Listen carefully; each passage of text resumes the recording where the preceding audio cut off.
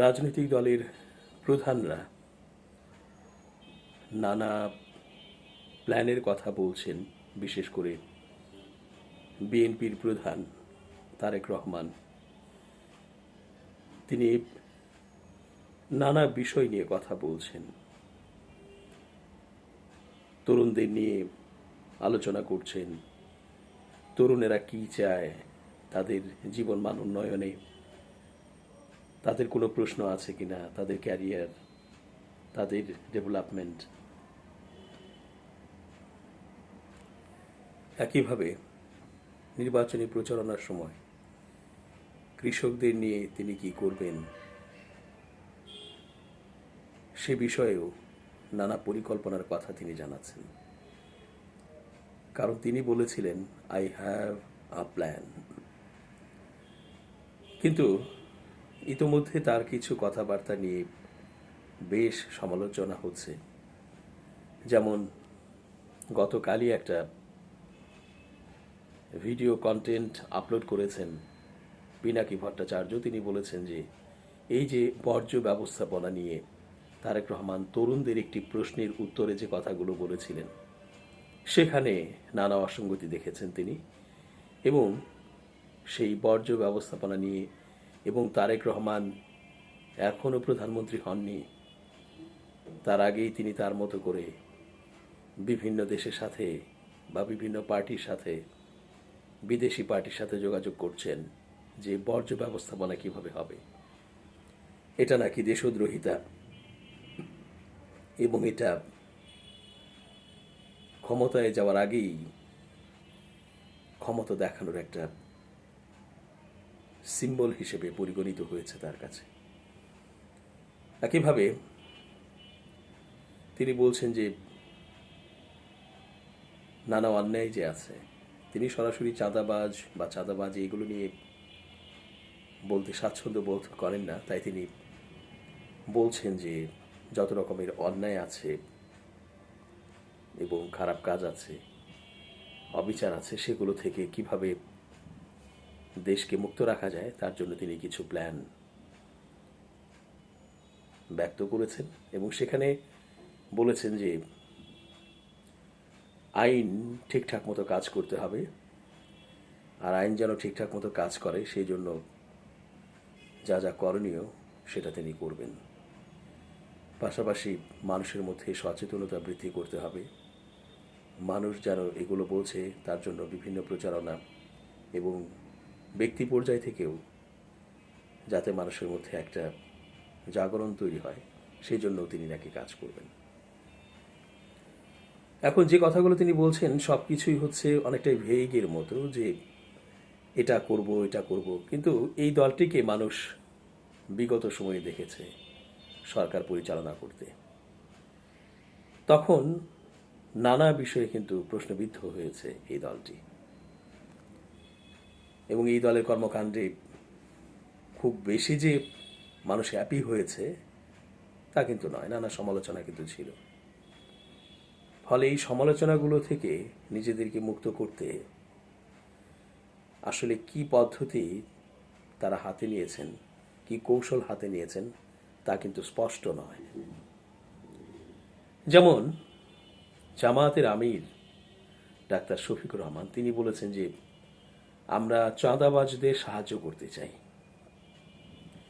তিনি স্পষ্ট করেছেন যে চাঁদাবাজদের সাহায্য করা মানে হচ্ছে চাঁদাবাজি করতে আরও হেল্প করা তা নয়, বরং চাঁদাবাজ যারা আছেন, যারা চাঁদাবাজি করা ছাড়া তাদের সংসার চালাতে পারেন না বা তাদের জীবন মানের উন্নয়ন ঘটাতে পারেন না, তাদেরকে সেই চাঁদাবাজির হাত থেকে ফিরিয়ে এনে এই ডাক্তার শফিকুর রহমান এমন কিছু কাজের ব্যবস্থা করবেন যার মাধ্যমে পরিশ্রম দিয়েই, ঘাম ঝরিয়েই ইনকাম করবে তরুণরা বা চাঁদাবাজরা। তারা ইনকাম করবে এবং সেই ইনকাম দিয়েই তারা জীবন মানের উন্নয়ন ঘটাবে, সংসার চালাবে, আরও প্রয়োজনীয় যে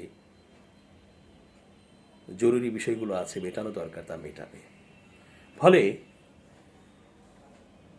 চাঁদাবাজদের তিনি এইভাবে সহায়তা করতে চান। এবং তিনি এমনটা বলেছেন যে আমরা তো আমাদের সংসার চালাচ্ছি, আমাদের দল চালাচ্ছি, আমাদের সংগঠন চালাচ্ছি, আমাদের প্রতিষ্ঠান চালাচ্ছি, আমাদের জীবনমানের উন্নয়ন ঘটাচ্ছি, তাহলে প্রয়োজনে আমাদের যে রিজিক আছে, আমাদের যে এই যে সংস্থান আছে অর্থের, সেখানে আমরা তোমাদেরকেও নেব এবং তোমরাও সেখান থেকে আমাদের জায়গা থেকেই, আমাদের উৎস থেকেই তোমরা সেটার ভাগ পাবে প্রয়োজনে। আমরা একসাথেই খেয়ে পরে বেঁচে থাকতে চাই, একসাথেই জীবন মানের উন্নয়ন ঘটাতে চাই। কেন চাঁদাবাজি করতে হবে? এই যে একটা উদাহরণ আমি নিয়ে আসলাম সামনে, এই উদাহরণটা কিন্তু চমৎকার, যে নিজেদের যে ইনকাম আছে সেই ইনকামই প্রয়োজনে ভাগাভাগি করে আমরা তোমাদেরকে দেব। মানে আপন করে নিয়ে নিজেদের সন্তান অথবা নিজের পরিবারকে আমরা যেরকমভাবে টাকা পয়সা দিয়ে হেল্প করি বা পাশে থাকি, ঠিক সেইভাবেই চাঁদাবাজদের তিনি কাছে টেনে নেবেন এবং তাদেরকে এইভাবেই নিজের রিজিক থেকে তাদেরকে জীবনমানের উন্নয়ন হোক অথবা খাওয়া পড়া হোক সেগুলোর সংস্থান করবেন। তো তারেক রহমান এইভাবে বলতে পেরেছেন কিনা। আরেকটা হচ্ছে, তারেক রহমান বারবার বলেছেন যে আমরা বিভিন্ন কার্ড দেব, ফ্যামিলি কার্ড হতে পারে, এই কার্ড ওই কার্ড, কৃষি কার্ড, নানা কার্ড, এবং বেকার ভাতা।